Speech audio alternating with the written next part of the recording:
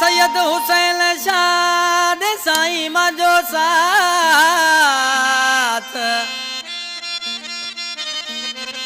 सिके सिके समय जे लाए हूँ रोवां ॾींहुं रात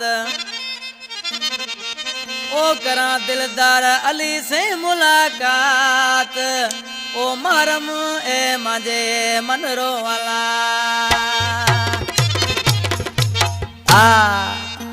इन कलाम के पसंद कयो आ गोठ रबासर खां शायर जान मोहम्मद चांडियो गोठ बगनू खां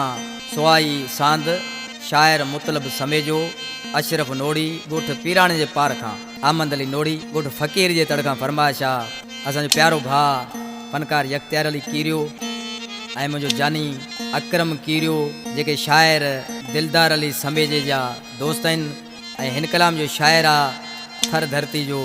दादलो शायर दिलदार अली समेजो गोठ बगनू जो वेठला ज़ाइन ढोला करा जानी अकबर सुणावा ये आज किन माण्हू ॾिसी उन्हनि दोस्तनि खे चए पियो ऐं दरगाह जी ॻाल्हि पियो करे त इंशाअल्लाह पाण खे जानी ही दरगाह वारो वली हुसैन शाह पाण खे ज़रूरु मिलाईंदो ऐं दुनिया वारा कुझु बि कोन करे सघंदा हाय हाय जी मुर्शिद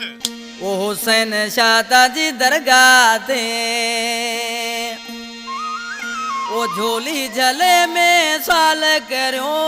हुसैन शाह जी दरगाह ते झोली झले में साल करियो हुसैन शाह जी दरगाह ते झोली झले में साल करियो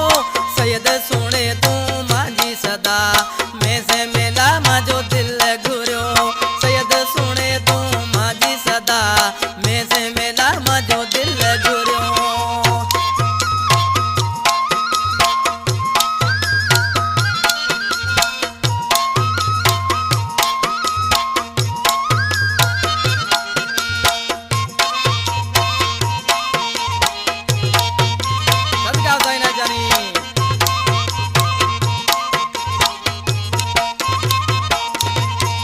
परदेसी माण्हू से प्यार थे गयो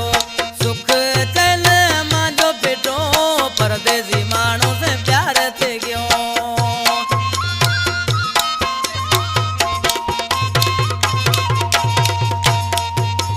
परदेसी माण्हू से प्यार थे गयो मांजो सुख चल गयो पिटे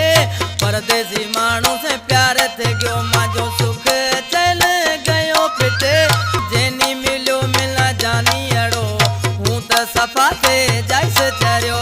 जेनी मिलियो मिला जानी अड़ो हूँ त सफ़ा ते जाइस चरियो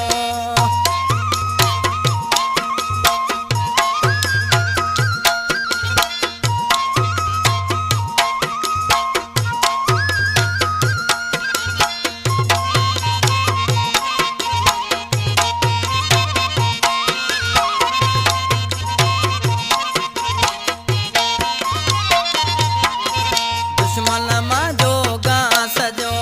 भरम रखे तू प्यारा वली दुश्मन मांजो घास जो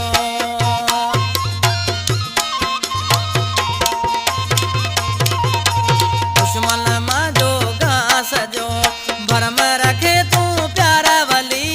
दुश्मन मांजो घास जो भरम रखे तू प्यारा वली मोहब्बत मांजी मुश्किल में जिगर जुदाई में त झुरियो मोहब्बत मांजी मुश्किल में जिगर जुदाई में त झुरियो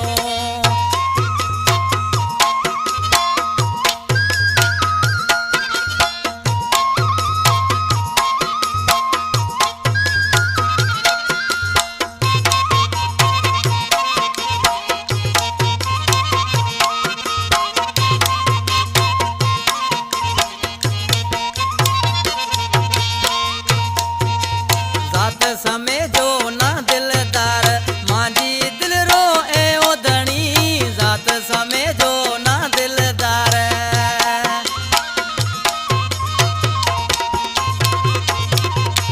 जात समय जो ना दिलदार मांजी दिल रो ए ओधणी